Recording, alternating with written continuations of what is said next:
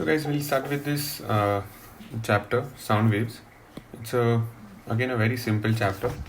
There is hardly or very simple application and very simple numericals. So there are just one or two formulas and all the numericals are formula based only. There's no application as such in the numericals also. So okay, let's start. Now guys, first thing, sound is considered to be a form of energy. Okay, it is considered to be a form of energy and sound is produced. So first thing, it is considered to be a form of energy. Next thing, that it is produced only when the body is vibrating. So whenever there are vibrations, it will produce a sound wave. So let's say for example, you plug the string of a guitar or you take a rubber band, stretch it and then plug it in the middle.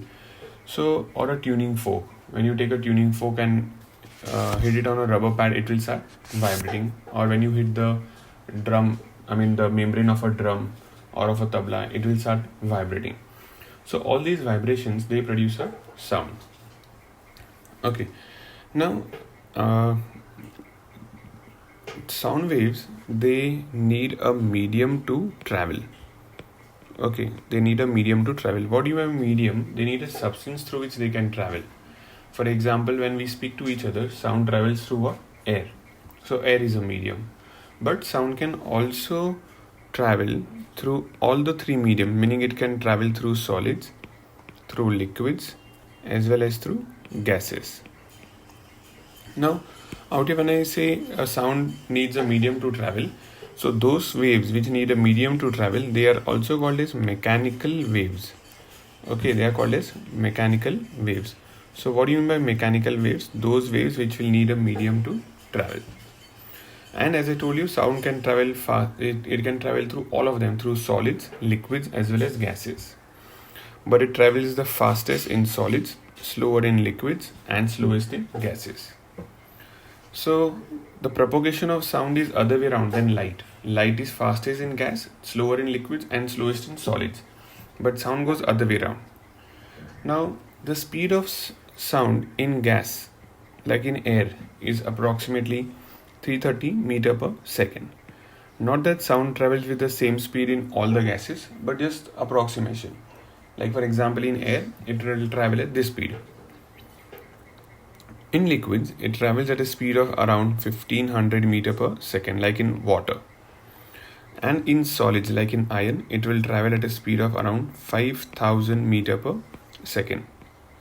So you can see as the density of the medium kept on increasing, so the speed of sound also started increasing.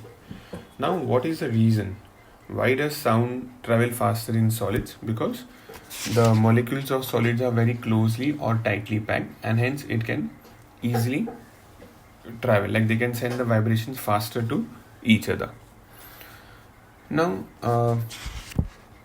okay, and also one very important thing, that sound cannot travel through vacuum. Remember, it cannot travel through vacuum. As I told you, it always needs a medium to travel, so it cannot travel through vacuum.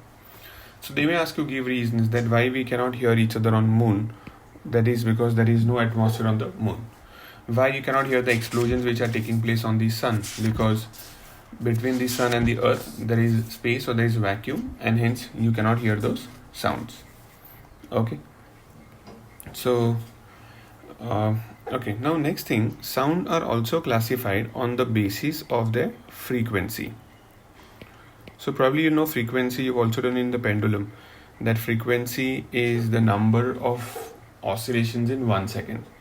But here, since sound is about what? Vibrations, right? So we say frequency is the frequency of a sound wave is the number of vibrations in 1 second, and that is measured in what? Hertz, capital H, small z. So this unit is named after a scientist. Now guys, we'll discuss a little more detail, like how they classify the sound on the basis of the frequency. So there are three categories. So first of all, the symbol for frequency is F, and the unit in which you measure is what? Hz, that is what? Hertz. Now it is classified into three categories. The first one is called as a infrasonic sound. Okay, infrasonic sound. What do you mean by infrasonic sound? those sound whose frequency is less than 20 hertz. Then they are called as what? Infrasonic sound. Then there is audible sound. What do you mean by audible sound now? These are the sound whose frequency is more than equal to 20 hertz, but it's less than equal to 20,000 hertz. And then the last one is the ultrasonic waves. So ultrasonic waves are those sounds whose frequency is more than 20,000 hertz. Okay, now audible sound means what? We humans can hear this sound. Okay, we humans can hear this sound, and that is sound is called as what? Audible sound. So though our audible range is 20 hertz to 20,000 hertz, you may not be able to hear the full range throughout your lifespan. So as you'll keep on aging, the range will also keep on shifting. But one of the most common, the most sensitive range to our ears is the range from 2000 to 3000 angstrom. Okay, so that range is a very common range. In most throughout your lifespan, you'll be able to hear that sound. Okay, then next thing is ultrasonic sound. So ultrasonic sound is a sound which can be heard and produced by bats. Now notice one more thing. If I tell you bats can hear ultrasonic, I do not mean they cannot hear audible sound or infrasonic. In fact, bats can hear all the sounds, infrasonic, audible as well as ultrasonic. Okay, I'm just giving an example wherein bats can hear this sound. Even cat can hear, dogs can hear. So most of the animals, they can hear the ultrasonic sound. Now, okay, now what do you mean by infrasonic sound? So infrasonic sounds are those sounds which can be, those are the sounds which are less than 20 hertz. And like I gave an example, bat can also hear the infrasonic sound. Okay, now next thing is okay,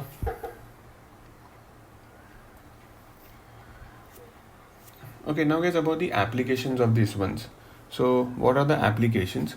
So out of all of them, ultrasonic one, I mean, of course, audible is useful for us, but otherwise, other than that, ultrasonic is considered to be more important as compared to infrasonic in terms of application, because it has got more use. Now, why ultrasonic sounds are more useful? That is because of the higher frequency, they carry more amount of energy. Okay, so we can say that they have high energy content or high energy carrier. That's the first point. And the second point, they can travel a long distance without much deviation. Okay, so they will not get bent easily. That is also called as what? High directivity. So these two are very, very important point, guys. High directivity, and they also have got high energy. So that's why they will not get diverted easily. So like for example, how you have a red color laser light. When you start a red color laser light, you can see it can travel a long distance. Okay, easily. Whereas if you use a white color light, like torch or something, you must have seen that white light gets scattered easily. So that's the same thing. If you would have used infrasonic, it will get scattered easily, whereas ultrasonic will not get scattered easily. And because of these two properties, they have got some of the uses. Now, some of those uses are, one of the most popular use is USG. What is USG? It is also called as ultrasonography. So what do you mean by ultrasonography? Or just sonography is what we call in general. So they are used to detect the presence of kidney stones. These ultrasonic waves, as I told you earlier also, they are also used by bats to locate their path. Or to, when they want to travel, they make use of ultrasonic waves. So what they are going to do is, they will give out let's say there is an obstacle out here, and there is a bat here. So it will give out an ultrasonic wave. The wave will go, hit an obstacle and again reflect back.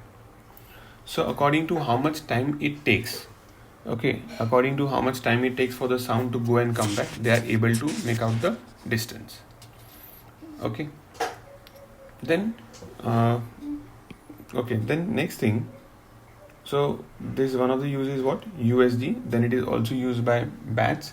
Then it is also used to detect cracks, in the welding. So to detect cracks in a welding, they are used. and they are also used for cleaning the you can say like the small parts of a watch. So see, when they open the watch now, if you've ever seen, all the parts which are used inside it, they all are very very small, and when they want to service it, it becomes very difficult to clean them. So what they do, they use, like, there is, like, you can say a small container in which they'll put the soap or the cleaning solution, and then they drop all the small parts. Then they'll close it, and in that container, then they give out ultrasonic waves. So it will vibrate the liquid inside very vigorously, and hence it will clean your internal parts of clean those parts of your watch. Okay. Then it is also used in one of the most important use is sonar. What do you mean by sonar now? It's called as sound, navigation, and ranging. So if you've seen this movie called Bhazi Attack, out there they have shown they make use of sonar to detect the enemy submarines, or to detect the size of an iceberg, or any another, like a dolphin or something, any huge object around you, or some sunken ship and all, depth of a seabed. So for those they make use of sonar, that is called as sound, navigation, and ranging. Okay, now there is one more thing which is called as okay, this is actually not a classification of the frequency, but this is also, but usually people misunderstand this. So I'll just mention it over here only. I'll repeat once again. It's not the these are called as supersonic. So supersonic basically does not mean frequency more than 20 hertz or more than that. Supersonic means what? These are the objects, okay, which can travel at a speed of more than 330 meter per second. So basically they break the sound barrier, meaning the sound travels at sound will travel at what speed? 330 meter per second.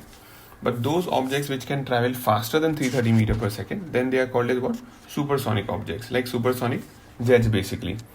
If anybody heard of Concorde, so Concorde can travel at a speed of more than 330 meter per second. What will happen if you are traveling at a speed greater than 330 meter per second?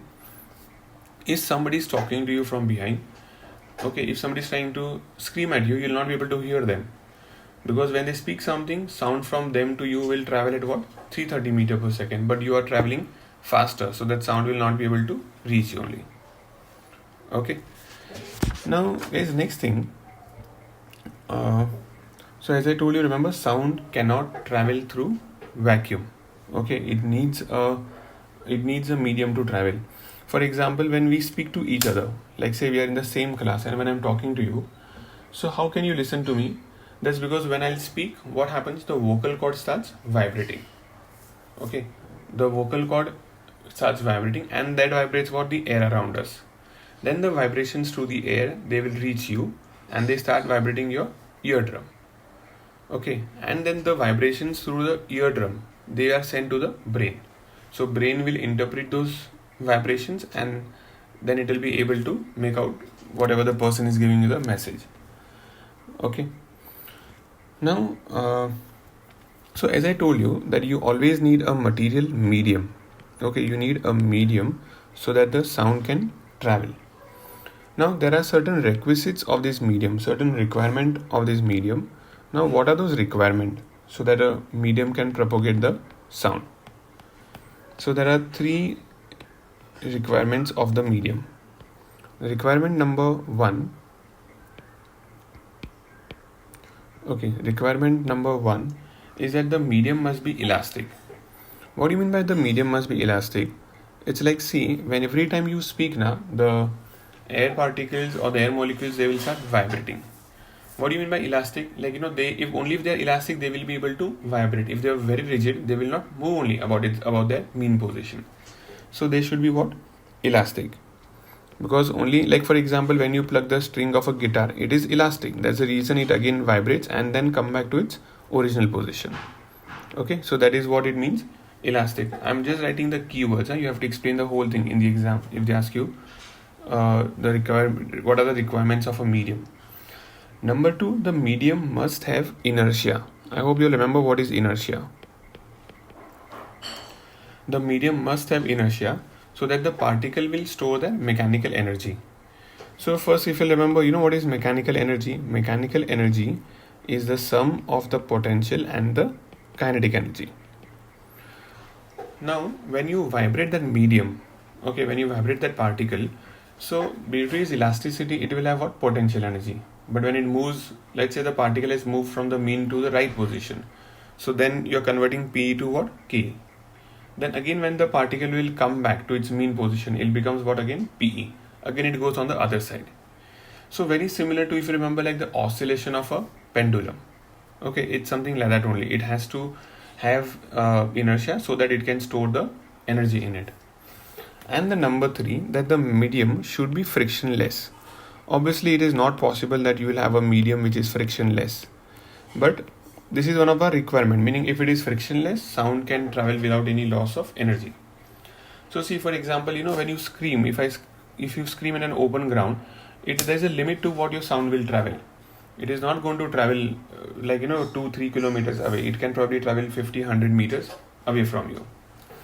Okay, the reason is what, when the sound is traveling further, it has to overcome what? The friction. So there is friction in the medium that the air will offer, and that's the reason your sound will start slowing down. Okay, so, or rather say, not that the sound will slow down, it will start losing its energy. And that's why, after some point, people will not be able to hear you. Otherwise, you would not need only phone. You can speak to somebody who's in Pune from here only. Because when you speak something, if the medium is actually frictionless, the sound would have reached there.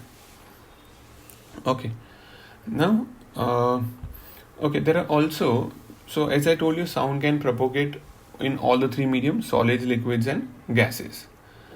And also there are certain materials which absorb sound, and there are certain which will reflect sound. So usually all the hard surfaces, like you can say the tiles in your bathroom, anywhere, if the surface is, if there is a metallic surface or something, they all can reflect the sound easily. Like marbles, they can reflect the sound easily.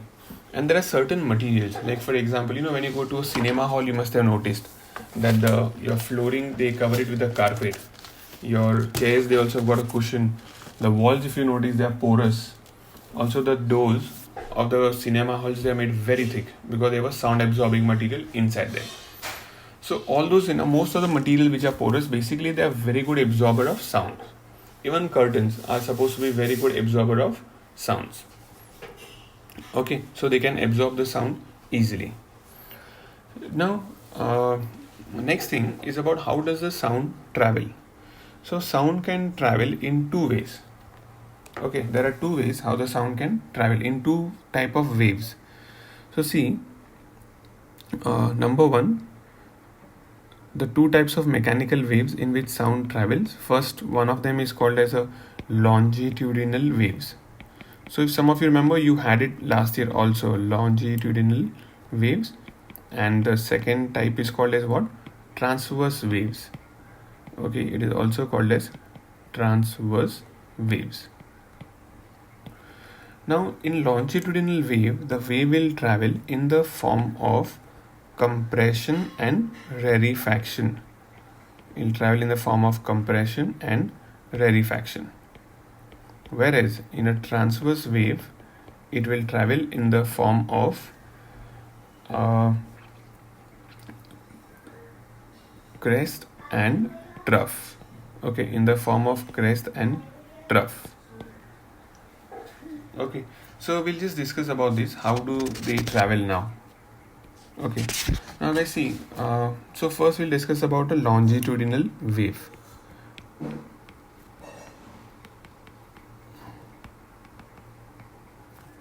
Longitudinal wave. Now see, in a longitudinal wave, let's say this is the tuning fork. So as we know, now just beyond tuning fork, just next to the tuning fork, these are all the different layers of air. Okay, and all these layers of air, they are all equally spaced out. Okay, this is just like the norm. Under normal conditions, this is how the layers of air are spread out. Now what I'll do, I'll take this tuning fork and hit it somewhere on a rubber pad or somewhere and let it start vibrating. Now when this tuning fork starts vibrating, okay, when it starts vibrating, what will happen? This fork will start what? These are called as the prongs, which will start moving outwards. So say it was at the position A, now it has reached what position? A dash. Now since the prong is pushed outward, you know what will happen? It will start pushing all the air molecules also. So what will you notice? All these air molecules which were next to it, they all will get what? Compressed. So these air molecules out here, the air molecules which are very close to the prong, they all will get what? Compressed.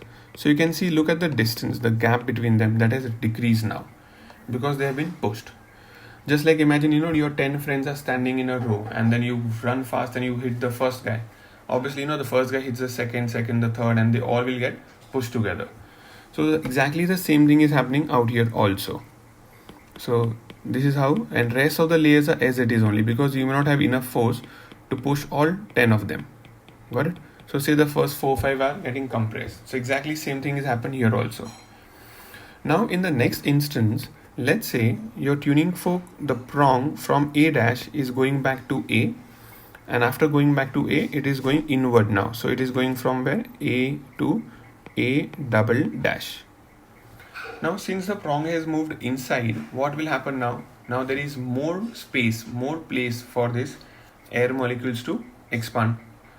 Okay, not to expand but to move away from each other. So now what will you notice? That all those air molecules which were compressed first, now they would have what, all of them would have spread out. So this is how it will appear now. Okay. And then this compression meanwhile would have traveled further because the force is still continuing. Okay, the force has not stopped. So it will still keep on continuing. And these are again the normal layers of air. Now again see in the next instance. Now again what happens in the next instance? Again your tuning fork has what? Moved outward. So again when it moves outwards, what will happen? Again the layers of air will get compressed. Okay, and then again you can see the layers which were already spaced out, they will be as it is only, and again that next compression is out here, and then again you'll see normal layers of air out here. So those places where you see too many layers of air in a smaller space, that is basically what? Compression. So if you notice, this compression has started traveling further. Why? Because it is continuously, those waves are getting what? Pushed from behind. And this place where you can see more layers of air, that is called as what? Rarefaction. Okay, what do you mean by rarefaction? I'll tell you, repeat once again. It's not refraction, rarefaction. Meaning what? Where the pressure will be lower. Because less air in the same volume. In compression, the pressure will be more. So basically in longitudinal waves now, you'll always feel the changes in the pressure. Like see, if you keep your hand closer to your loudspeaker at home, you will notice, that on your hand you can feel the speaker is on or off, or whether that speaker is working on or how. Because if you keep your hand closer to it, you'll feel the vibrations on your hand. Like when you go to a party, if the music is too loud, sometimes you feel on your body, on your chest, that music, that you feel that thumping sound. You feel somebody is pushing you. So that's basically because of this waves, compression and rarefaction.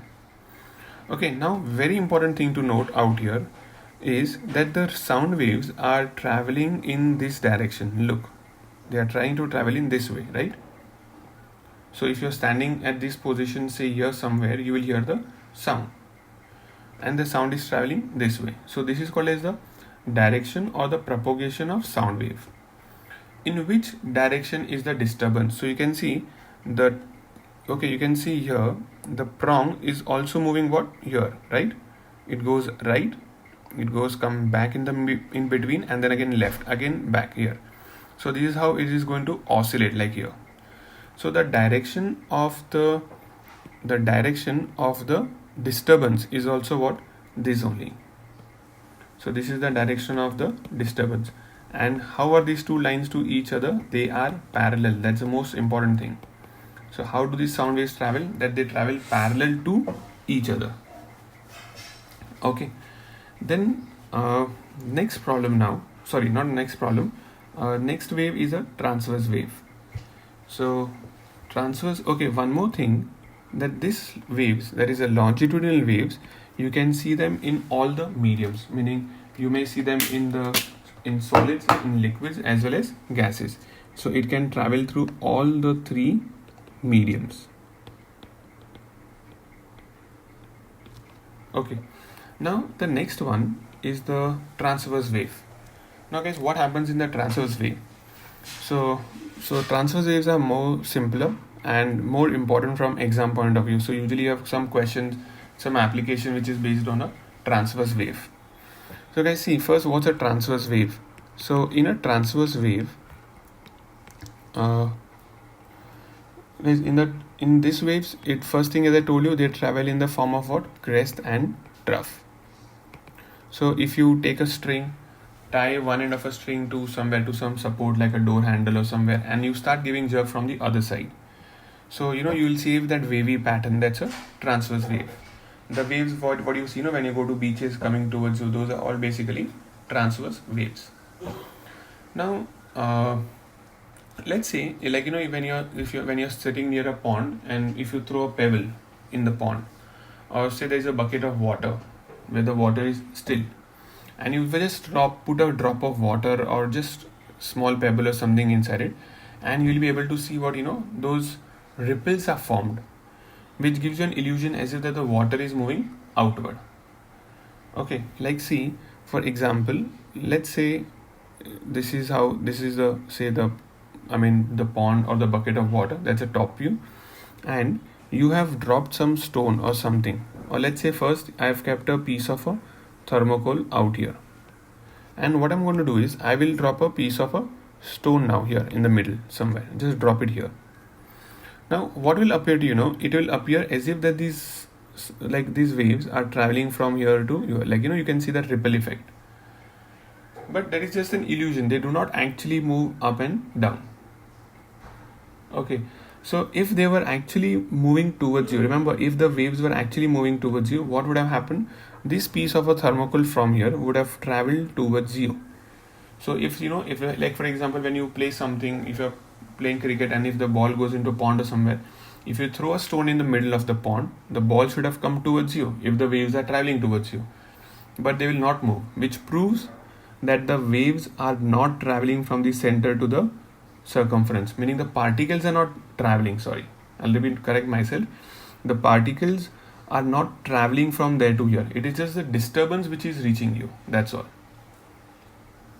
Now, say I'll give you a very simple example to understand the transverse wave or the crest and trough. So if you watch this, if you watch football or cricket, you'll see sometimes spectators, they make those waves, also called as Mexican waves more popularly. So what happens with those Mexican waves, it's it's basically different number of people, they all get up and then again sit down. So let's say for example, these are, in this line all the spectators are sitting. So what happened, these guys will stand up, then they'll sit down, then these guys will stand up, they will sit down. You got it? So they all raise their hand.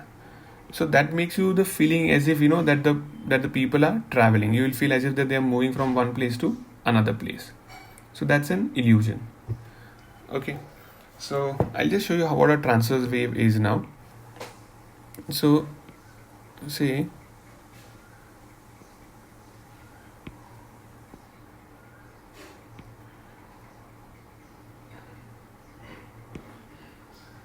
okay, so let's say these are transverse wave.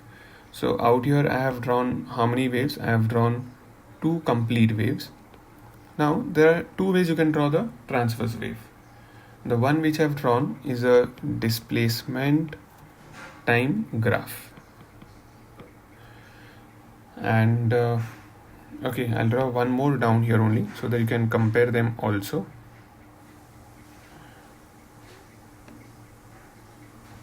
Okay, the other one which I'm drawing here down is also a transverse wave, but this one is a displacement distance wave. So this will be a displacement and here it is distance. So distance is supposed to be in meter. I'm writing here, okay, I'll write it here in meters only. Time is supposed to be in what? Seconds. So displacement is say here in centimeter, and this is also in centimeter. upwards is positive, downwards negative, positive and negative. This is mean position, so what will be 0. Again here also 0. So guys, I'll draw the wave here now. Look, this is how our waves will travel. It's supposed to be uniform, equally spaced and all that, but it's a rough sketch, so you imagine they all are equal only. Now look at these markings. So if I tell you that this point is, say here it is 4 and then this is 8 here, so it means this is what, basically 2, and this would be 6.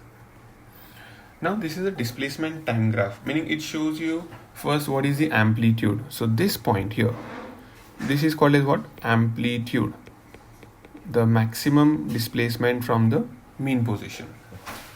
So just for your understanding, let's say I'm drawing one string over here. So there's a stretched elastic string or there's a metallic wire, and if I pluck it in the middle out here, what will you notice?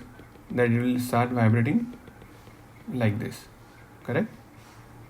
So when you are vibrating this string, the maximum position where it can go, that's called as what? Your amplitude. So that is what I've shown in the figure exactly. So say out here, for example, the amplitude was, say, 3 centimeter. Same way here also will be what? 3, but it will be negative 3. Okay, I'm marking the same wave down, so I'm taking the same values also, 3 and negative 3. And now what is this time shows? What do you mean by one wave now, guys? This is very important. One wave means what, starting from this mean position, okay, starting from this, I need to change I'll try changing the color of this cursor. Okay, I can't change that. So starting from this mean position, going to the extreme, back to mean, other extreme, and again back to mean. So that is called as what? A transverse. So that is called as one complete wave. And for this one complete wave, it took how much time? 4 seconds. So that's how your graph is. So see, basically in more detail, it was taking, say this is 1. Okay. So to go from the mean position to this top position, it took how much time? 1 second. Then on its way back, again coming back to mean, it took another 1 second. So it became 2 seconds. Then it went down, it became 3 seconds, and then again back to original. So it made 4 seconds.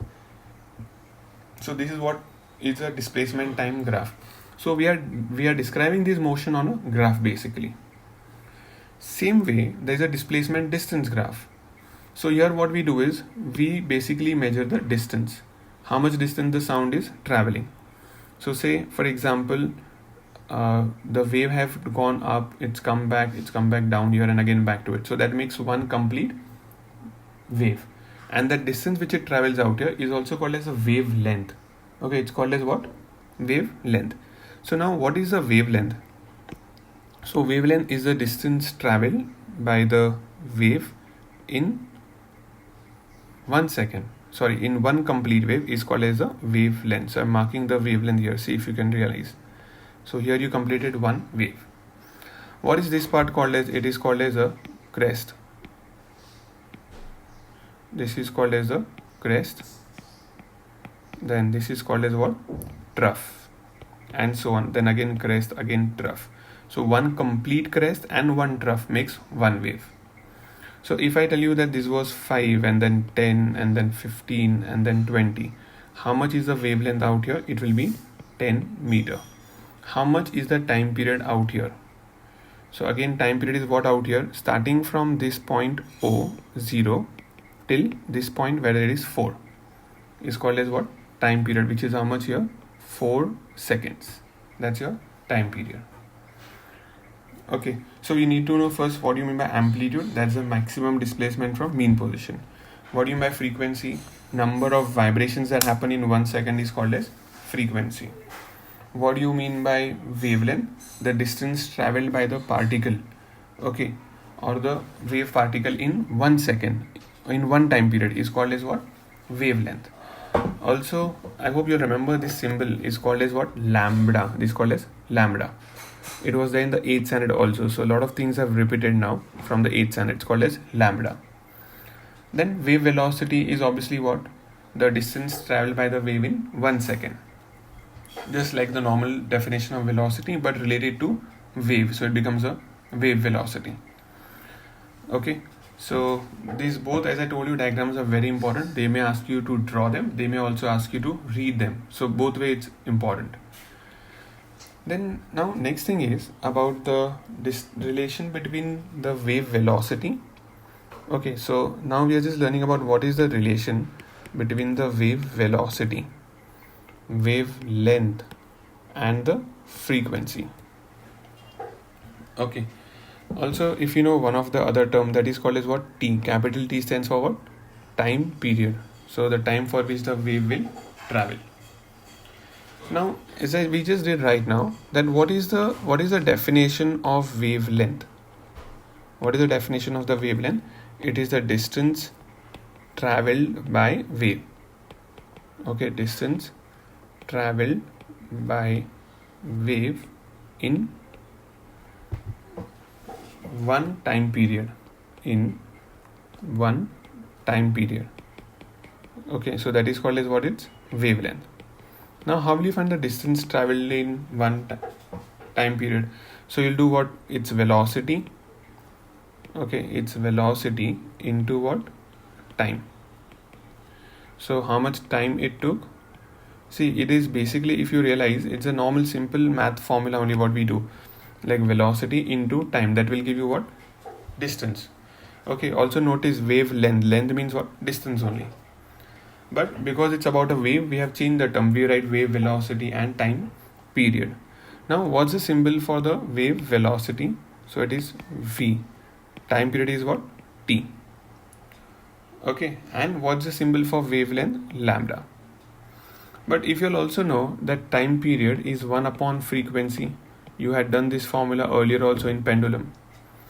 So what I'll do now is I will replace the time period with the 1 upon f, and here you've got what? Lambda.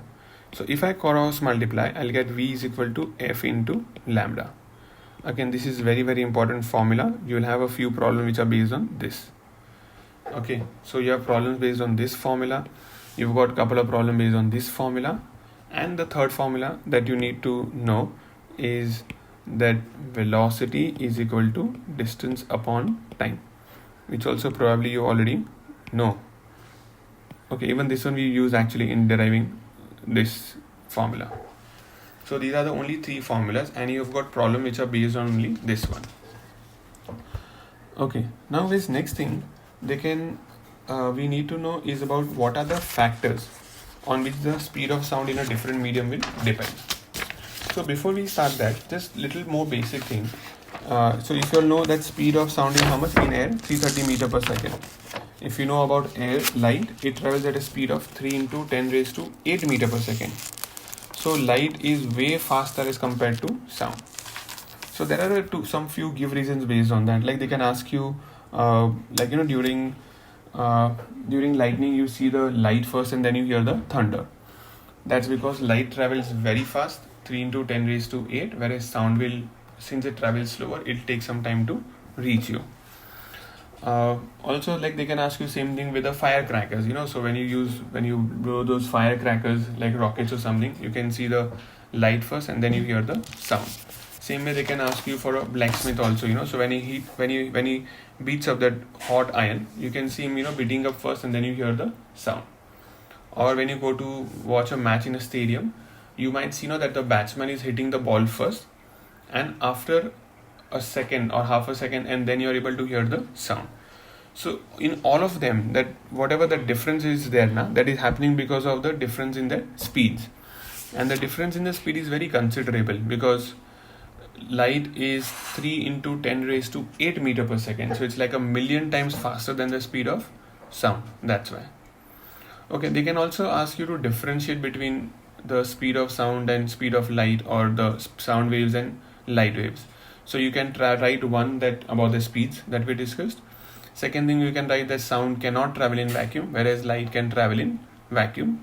Third thing, you can say that light can travel only in the form of transverse wave, electromagnetic transverse waves, whereas sound waves can travel, they are mechanical waves, and they will travel in the form of longitudinal and transverse wave. Okay, so those are some of the give reasons they can ask you. The other type of give reason which they can ask you is on the speed of sound. In sound, like we've learned, speed of sound is different in different medium. So if you, let's say, if you have a very long iron bar, so say out here I've got a very long iron bar, or there's a long desk in a church, and if somebody hits over here at this point, somebody produces a sound over here at the end A, you will hear a loud sound, sorry, not loud sound, you will hear a sound at the end B. I mean, if you keep your ear over here at the end B, you will hear two sounds. How many sounds will you hear? Two sounds. And now why will you hear two sounds? That's because when the sound is traveling from A to B, there are two ways it can travel. One of the method is what? It will travel through the solid, through this. And second is what? It will travel through the medium air. So the first sound which you hear will come from where? From the solid, from the metal, because it can travel very fast. And the second sound which you hear, it will come from the air, because sound travels slower in air. So they may ask you, why will you hear two sounds in a long steel bar? So this is the reason. Okay. There's also another give reason in your textbook, that a person living near the railway track, he often presses his ear against the steel rail. So it's the same thing only, like, let's assume that this what I've drawn out here, just imagine that this one is a, say for example, this one is a iron rail. So a person keeps his ear pressed over here. Why does he do that? Okay, the reason is what, so that if a train is traveling at some far distance over here, what will happen? The sound will travel very fast, right, in solids. So he'll be able to hear that sound, and he can predict whether the train is approaching or no. Okay, so the speed at which the sound will travel is what? Around 5,100 meter per second. So even when a train is at a very far distance, okay, he'll be able to hear it, because it takes only how much? 1 second to travel almost 5 kilometers. So if you're wondering this guy may die, nothing will happen to him, because you can see the train is at farther distance, but still he'll be able to hear the sound. Okay. Now next thing that we need to do out here is about the speed of sound in a medium. Okay, so the factors which can affect the speed of sound. But see, the factors which will affect the speed of sound in a medium, in any medium, meaning it could be solid, liquid or gas, it depends upon two factors. So the first factor is what? It depends upon the elasticity.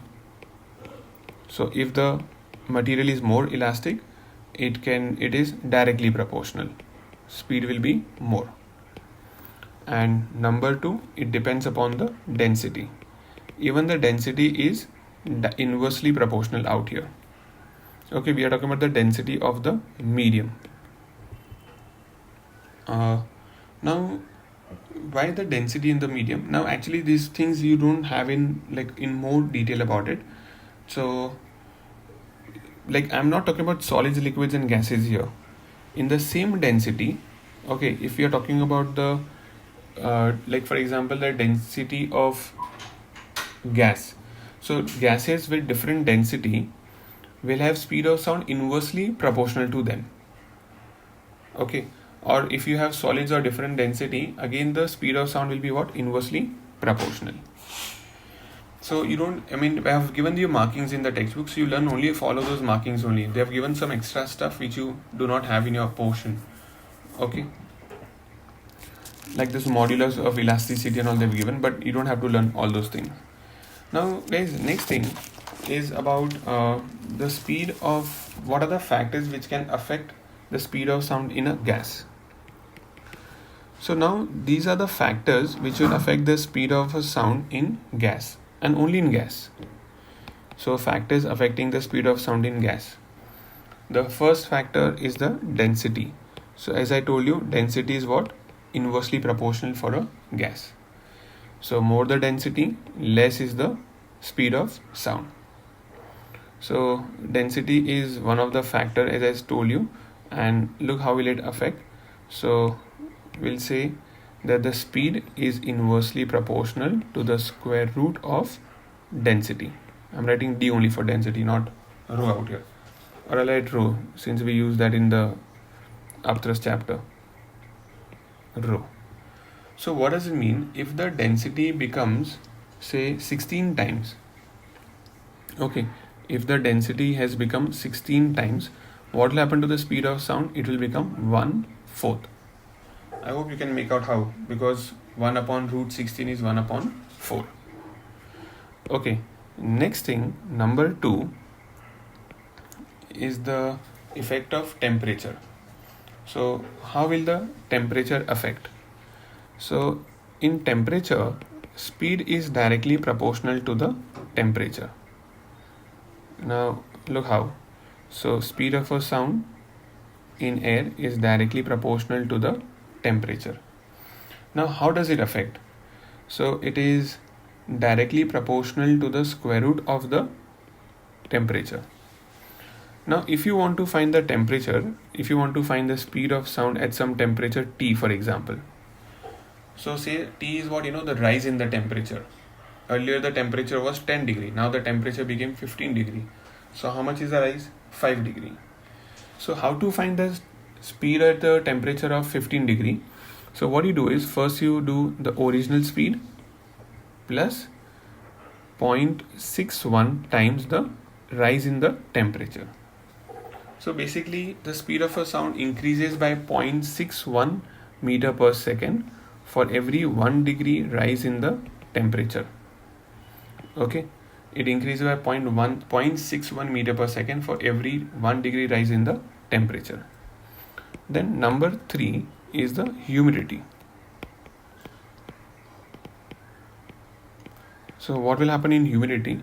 So in humidity, again, if the speed of sound is the speed of sound will increase with the increase in humidity. So they are also what?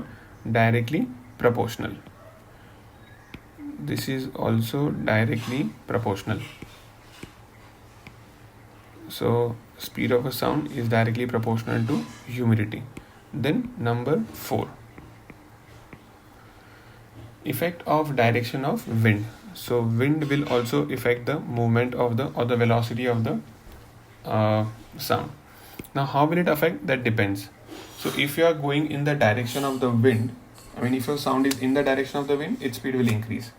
But if your sound is in the opposite direction, then the speed will decrease. So it's like the relative speed, you can say, like upstream and downstream. So these are the factors which will affect the speed of a sound in gas. Okay, I'll repeat once again. These are the factors which will affect. Why I'm repeating it that they will affect? Because now we are doing the factors which will not affect. Okay, so these are the factors which will not affect the speed of sound in air or in a gas. So one such factor is the pressure. Pressure does not affect. So I don't need to tell you directly or inversely because it does not affect only. So even if there are changes in the pressure, it will not make any change in the speed. Okay. Again, as I said, you don't need to learn all that in detail. The reason is what, when you try to increase the pressure, the density will also increase. But when pressure is trying to increase the speed of the sound, density is trying to decrease it. That's why. Then number 2, second factor is the amplitude of a wave. So amplitude is something like what, like the loudness of a sound. So if you think you are screaming and sound is traveling farther, then you're wrong. So you speak softly or loudly, the speed of the sound is the same. The difference is what, if you speak very loud, you're basically spending more energy. So sound will be able to travel a farther distance. Number 3, it will depend upon the wavelength or the frequency. Sorry, it does not depend upon the wavelength or the frequency. Meaning whether a male will speak, a female will speak, you try to produce sounds of different pitch and all, they all travel at the same speed only. Okay, so it does not distinguish between a male and a female sound or a high pitch and a low pitch sound. Okay, so guys, that is all that you have in this, that is all the theory that you have in this chapter. I'll also show you just some of the numericals. Okay, so these numericals are on page number 183. I'll just show you 3-4 numericals. You'll be able to do most of them yourself though. Page 83, we'll do the numericals. So right now I'm doing numerical number 1. The heart of a man beats 75 times a minute. So beats and time, second, right? So it beats 70 to 75 times in a minute. So 75 times in 60 seconds. Now they're asking us what is its frequency and time period. Now what do you mean by frequency? Number of beats in 1 second, right? Will give us what? Frequency. So number of beats. How many number of beats are there in 1 second? That will give us the frequency. So if you cross multiply here, if I cross multiply here, so what will I get? F is equal to 75 into 1 upon 60, which is equal to 5 by 4, which is equal to 1.25 hertz. In the textbook they have written the unit s raised to minus 1. Even that's a correct unit, but hertz is always preferable, so I would advise that you will also write hertz only. Then how to find the time period? So we have option of what, using this value of frequency 1 upon f. Now just notice over here, when you're substituting the value of f, do not put it as 1.25, write it as 5 upon 4, because that will make your calculation simpler. That will turn to 4 upon 5, which is equal to 0.8 second. Okay, so that's done. That's one of the most difficult problem of this chapter. Then problem number 4. In the problem number 4, they say a longitudinal wave travels at a speed of 0.3 meter per second. V is equal to 0.3 meter per second. And frequency is equal to 20 hertz. And we have to find out the separation between two consecutive compressions. So find out the wavelength.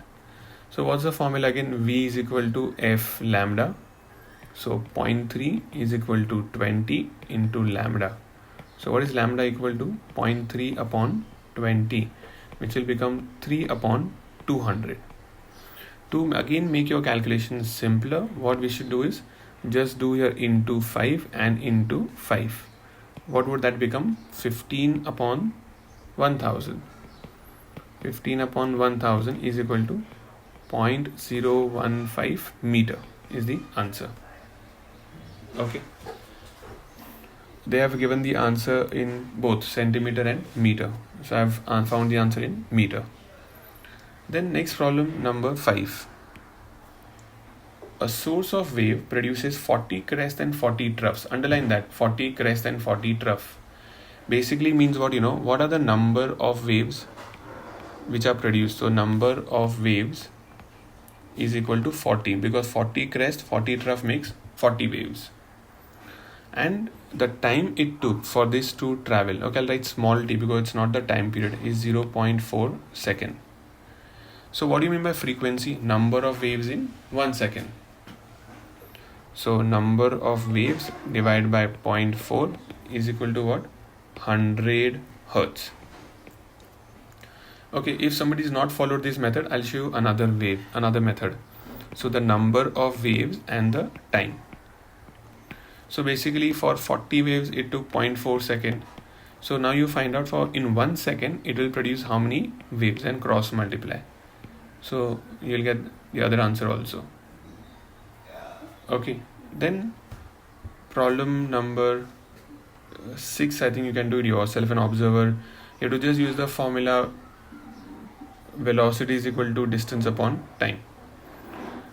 I think you should try all of them. Probably you'll get all of them now. I'll show you. I think you'll be able to do most of them. If you don't get, then we'll discuss it in the class. Okay.